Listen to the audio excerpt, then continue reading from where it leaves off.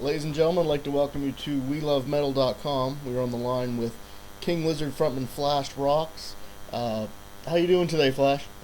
Yeah, I'm alright, actually. How you doing? I'm actually quite hungover, but other than that, I'm all good.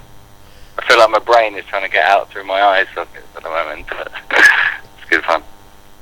Excellent. Well, as you know, we ran a contest on WeLoveMetal.com for fans to submit questions, and Yeah, we have a few here that vary, and some are about the new CD, Viva la Decadence. yeah. And I encourage people to, after the interview, head over to kinglizard.co.uk as well to check out your work. That would be a wise move. All right, let's start. The first question is from Antsy D. Are you guys living the sex, drugs, and rock and roll lifestyle you portray? Well, yeah, I would say so. One of us is involved in each of those various topics. Yeah. Yes. Well, who isn't? Exactly. We have another one from Demon that says, how did you guys pick the cover model? That must have been quite a fun experience, was it? Well, yeah, that was definitely a lot of fun. A lot of fun, and we took more than one shot. There's loads and loads and loads of shots of that. Right, how did we pick the model? Well, when we thought about it, we wanted to have, some boobs on the front cover, and we didn't want to use anyone's particular girlfriends or anything like that. And there was really only one choice. We did think about doing like a bit of a apply to get your tits on the cover, but kind of competition thing. But then there's this girl that we know who's a pole dancer, strip club type girl, and she's a lot of fun, and she's on the scene, and we all know her, and we all get on well with her. And I just thought she's got a great rack. So we were like, yeah, let's ask her, and she was like, she's French, and she was immediately going, oh yes, of course, I love you, and she'll like that impression when she listens to this. But yeah, she was very keen, and the photo shoot went on for about 3 hours, and we didn't really know what to do because we were going to use a real lizard. The Alice, the bass player, he was going to get hold of a real lizard, but then we found out we had to pay for it, so we didn't want to do that. And plus, it might shit on her tits or something. Yeah. So that was going to be a mess. So we had to put things between her boobs to create somewhere to put the CGI tail. Anyway, it was a lot of fun, and there was lots of move them this way a bit and move them that way a bit and push them together a bit more. It was great. There you go. It's a good day at the office right there. Yeah, that was classic.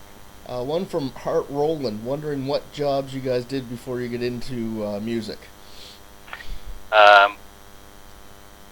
Alice has got some interesting jobs. He has done chef work. He used to work in the London Dungeon, which is a tourist attraction in London where they have like zombies and bits falling off people and torture devices and stuff. And basically his job was to go in there, get painted up and have scars all over him and just scare people. And he made a 17-year-old girl urinate herself because he was that scary. And he used to get drunk and then do it in the street when he wasn't at work, which didn't always go down too well. Nero, he's like a computer wizard. He's done lots of that kind of thing, but he's done every job imaginable. He'll just be like, hey man, I can do this job. He'll be like, come on man. That's how he talks. Yeah, he's jobs. Myself, television, that's what I did. Camera work, cameraman. I've done a bit of TV presenting. Direct, just general TV stuff. Pretty fun. The most interesting one I did recently was an Iranian Christian TV show. I didn't have much work at the time, and I took this on. And they had a show about gays on there, which nothing against them.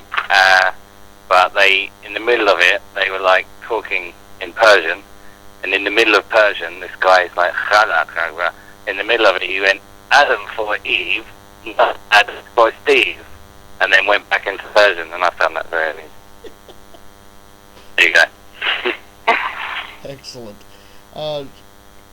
Kyle Sevenoaks wants to know what is the worst band name you've ever heard on your travels.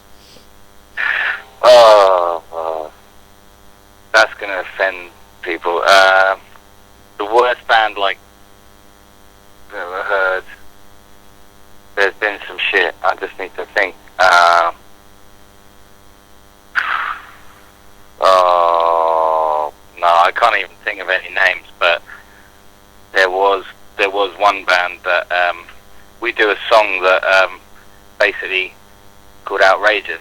I think it is on the album, and that's about shit bands. And normally, before I introduce that song, I will say, "This song's about shit bands. Who's a shit band?" And someone will shout out a shit band, and then I'll dedicate it to that band. But this particular time, the support acts weren't very good, and people didn't like them a lot. And it was a bit uncomfortable. You know, nobody was doing the show.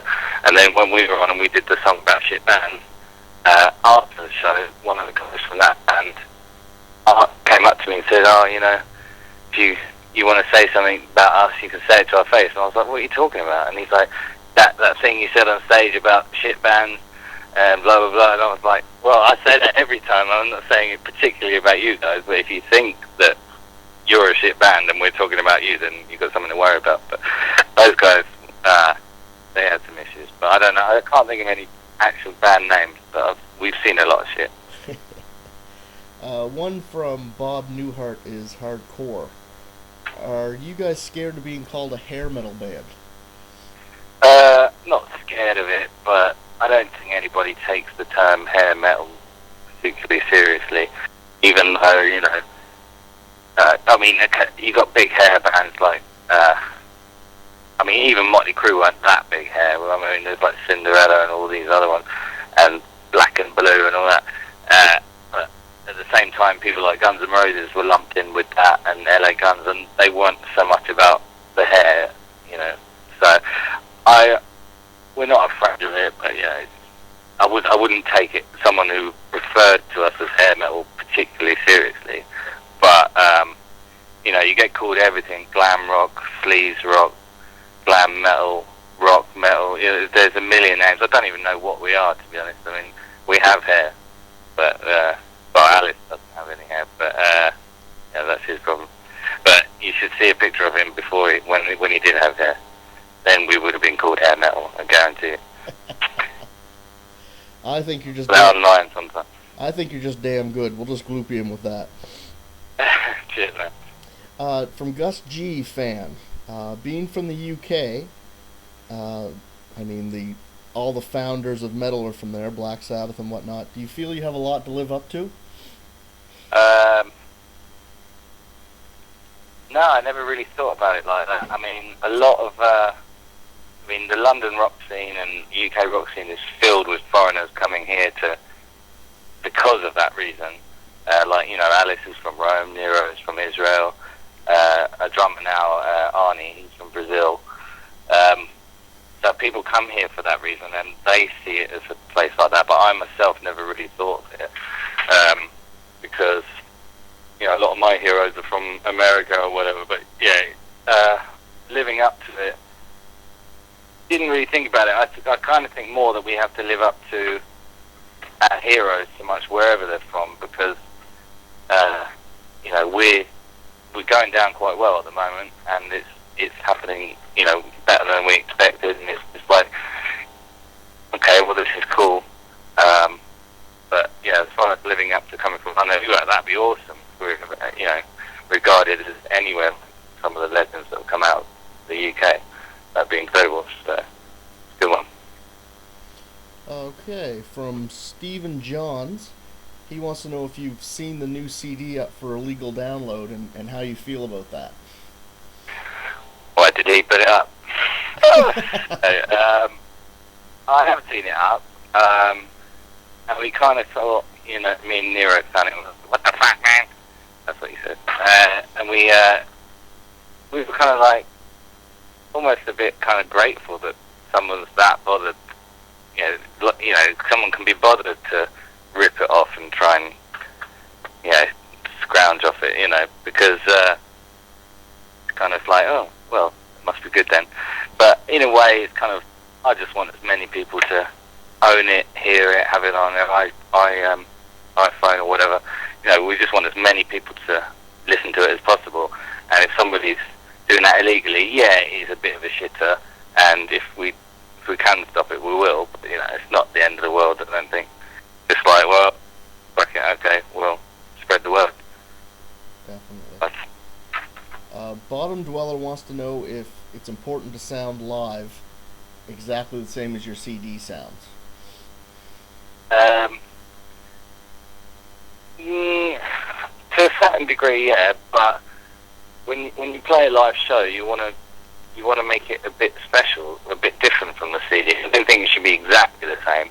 As far as solos and vocal melodies, they should be pretty much the recognisable melody that's on the CD, but you can add a little bit in and tighten it up a bit just to make it a bit more exciting. But as long as it sticks to the main melody, then I think it's all right. And I think live,